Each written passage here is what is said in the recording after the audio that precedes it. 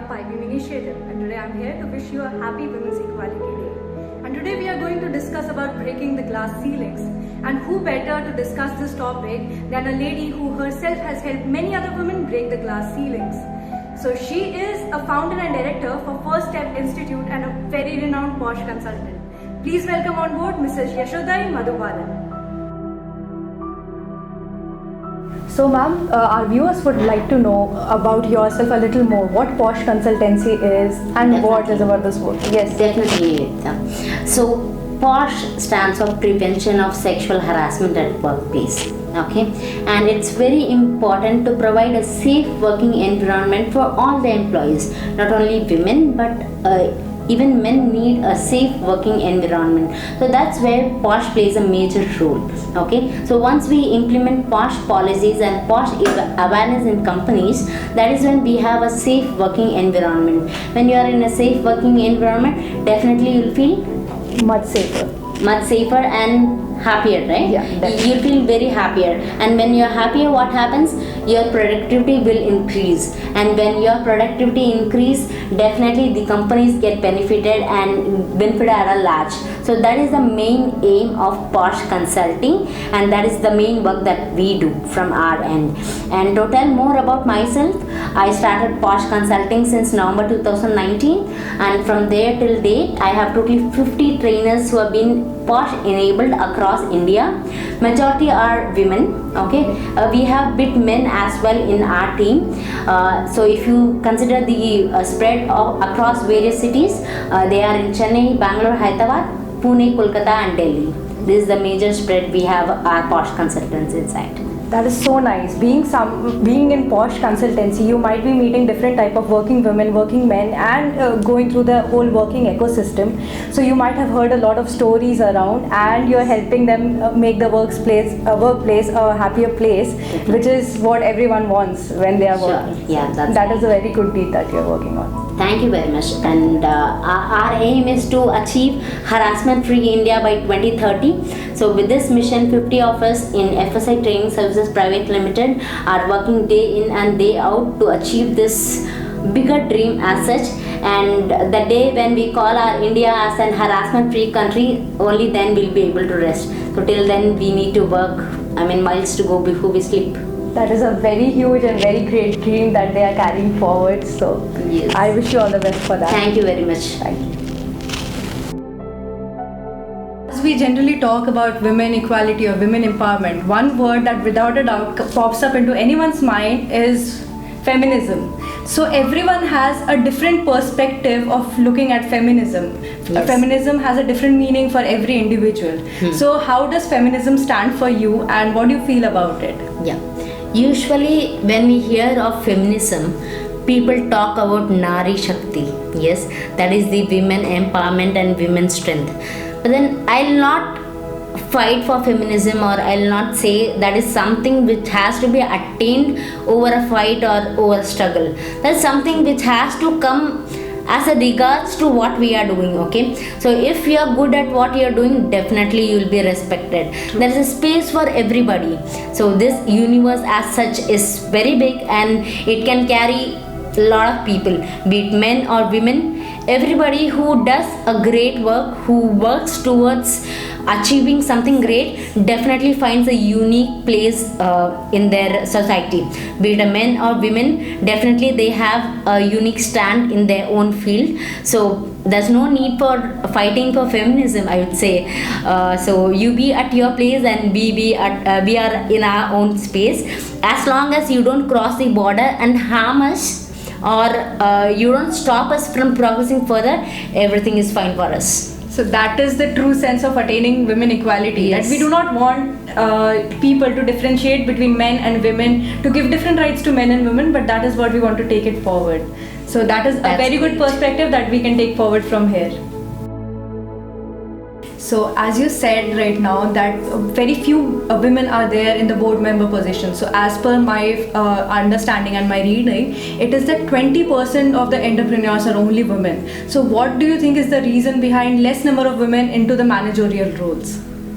Okay, so first I would like to address the question why there are very less number of people into entrepreneurship. Yeah. Okay, There can be various reasons. First, the awareness. They might not have proper awareness that what should be the task that they should take up, or what should be the business that they can take up. Most of the times they are afraid seeing the market out there, so it's already dominated by men entrepreneurs. So they might fear that what will happen if I enter as a newbie? Will I be given an opportunity? Can I shine up? So this is one mindset block, I would say, that prevents people from coming out of their small shell. So when we break this mindset, when we break this mind block, what will happen? They'll end up venturing lots of new things. So that is how I know. I quit my job 2 years back, and I wanted to be an entrepreneur. It's not that I wanted to be an entrepreneur, that's why I quit the job. But then after quitting the job, the only option that came up to my mind was becoming an entrepreneur. And I would say my daughter played a major role in that. She's just 4 years old now, but way back she was 2 years when I quit my job, and she wanted me to be more at home. That is the reason I chose to be an entrepreneur than taking up any corporate job. And one of my colleagues, she was also a woman, and she has wide experience. She had 10 plus years of experience when she also quit her job and chose to take entrepreneurship again, because she wanted to be with her family more. So if you are a person who is family oriented, if you want to be with your family more, if you want to create your own world, your own identity, then you must jump into entrepreneurship. Yes, there are lots of struggles over there. It is not a very simple path, or it is not made out of roses. Definitely there will be lots of thorns, and you will learn everything from a bitter experience. Every failure you should consider it as an step to success, I would say. That's when you learn how to go forward, and that's when you learn how to make things bigger and better. Ma'am, as you also have a lot of experience in working with the corporates and at different workplaces, being Yes. a Posh consultant, a lot of women and men would come to you with different problems. And since you are surrounded by that ecosystem at all the time, what do you think about women equality in the workspace? Yes. Is it already attained, or we are in progress of attaining it? How do you see it? Yes, as you rightly said, we are in the progress of attaining it. Yes. So let me ask you this question. When you think of HR, who is the person that comes into your mind? It's generally a lady. Generally a lady, right? Yeah. When you think of managers, CEO of a company, Yeah. whom does you think will fit that role? That is more of a male role that we have perceived for long. We have perceived for a long. Yeah. But then being a woman, can't you say that, yes, I feel only women can fit that role? Yeah. I expected that answer from you, but anyways, this is how the society is, right? So when you consider for some top managerial position, generally men are the ones who occupy those boardrooms. Yeah. Maybe out of 5 men, we'll have 1 woman who is representing the board over there. That is how it has been since ages. But then I can see that 1 number has grown up to 2 number in the boardrooms of late. I can tell you one example where I was initially about to be denied an opportunity because of my gender. But then later, I don't know what struck them, or maybe it was my negotiation skills that it made them to give me that opportunity. I'll just quote that small instance. Earlier when I was working in a company, I was about, they were selecting people who could take up a particular certification. And I was already in my maternity period. I was in the 2nd trimester, and I was about to take maternity leave after say 2-3 months. That was the question. So when they were considering people for this particular certification, they first told that we'll consider only people in the band 10. And I was not in the band 10 then. I was only in the band 9. But then earlier they had told me that they'll take everybody who are interested. But then later they told that this is the bifurcation that we are planning of. Then I was like, I asked them, why is there this bifurcation? So it should be like with the capacity and capability of people who are working. So you should look at their experience or the way they work, and not at the bands for considering particular people for their certification. After I spoke this directly to the manager, so maybe he reconsidered it, he discussed with few more people, and then he said, yes, we approve you even to take this certification. And there were totally 5 of us who took this certification course. 3 were men and 2 were women. And out of these 5 people, only 2 women who took the entire certification. We wrote the exam and we cleared it at the first go itself. That is so great. So the manager who denied our opportunity first, later when he saw the result, he was very happy that he had given the opportunity to us. And I would say, please don't deny any opportunity to any gender, be it a male or female, just because you see they're not up to the mark. Just because you see that they are not in a particular band level or something of that sort. Okay, don't just bifurcate people on that basis. Go beyond that. Look at their experience and the way they work, what they're capable of. Look at their qualities and then give a particular position to those people. So you never know, they may shine up and they may outperform the others in the band. That's one thing I would like to put forward here. So taking from your story only, how do you think how important it is for a woman or anyone at such position to speak up? Because if you wouldn't have spoken up directly to your manager, you might not have gotten that role.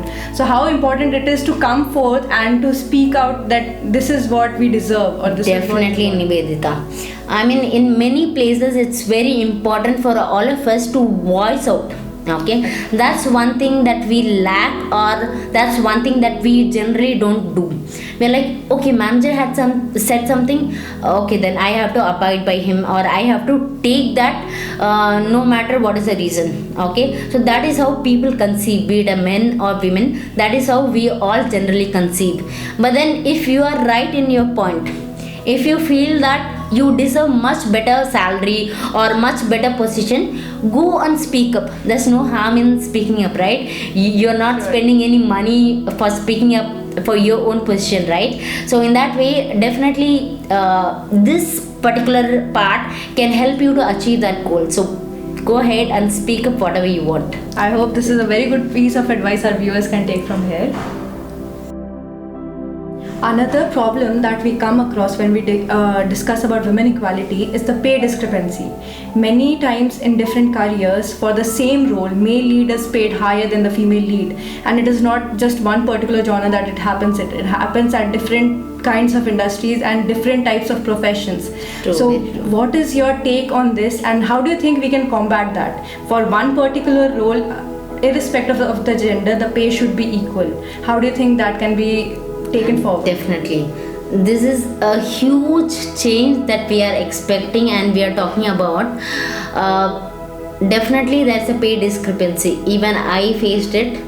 Though I was more experienced in amount of number of years, and though I had better certification than men who were working in the same role as I was doing, they were paid higher than me. So in fact I used to crib about that initially, but then we can't do anything, right? We cannot change that. So that way I just stopped talking about that, and I started focusing more on my work and achieving much certification than what I had earlier. So this way, when you have lots of additional qualifications with you, and when you prove that you are worthy of it, definitely your pay scale will increase. So it is only when you get stagnant at a place. I mean, generally when it comes to certification, women don't go for much certification. So when it comes to technical roles, it's only men who go for many certifications, and that is the reason they have higher pay.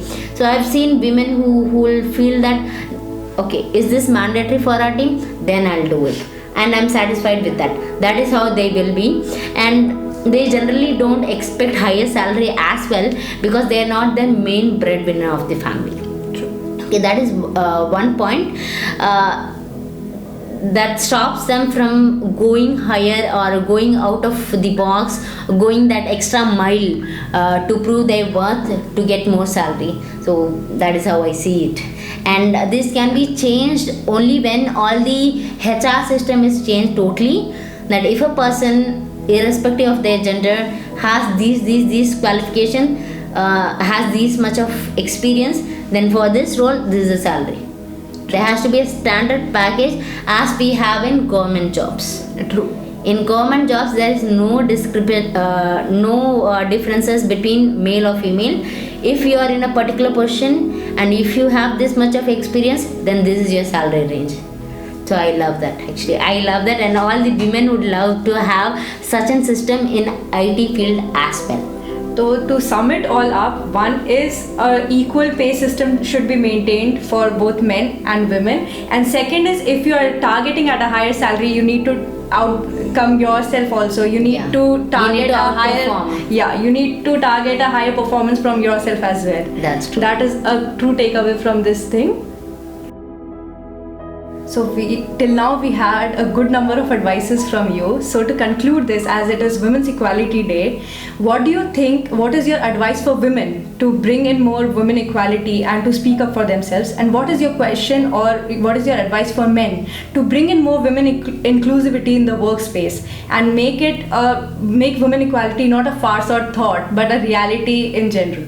Yes, there are two things I would like to tell here.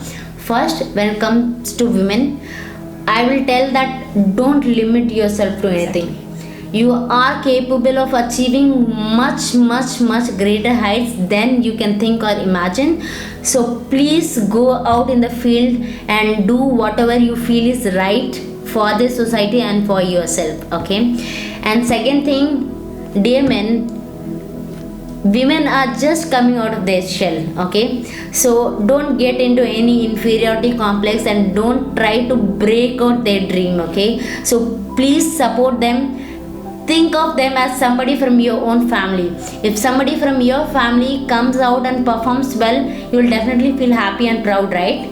So in that case, why do you think of women who are in the same field as your competitor? Okay, why do you have that inferiority complex? Don't think of anything of that sort. Please do support them. They are your friends, they are your sisters, and they are your equal partners in crime as well. So please do support them, and yes, this is the way forward. Those are some really nice tips and advices everyone can take from here. So once more, we would like to wish you together a happy Women Equality Day. Thank you.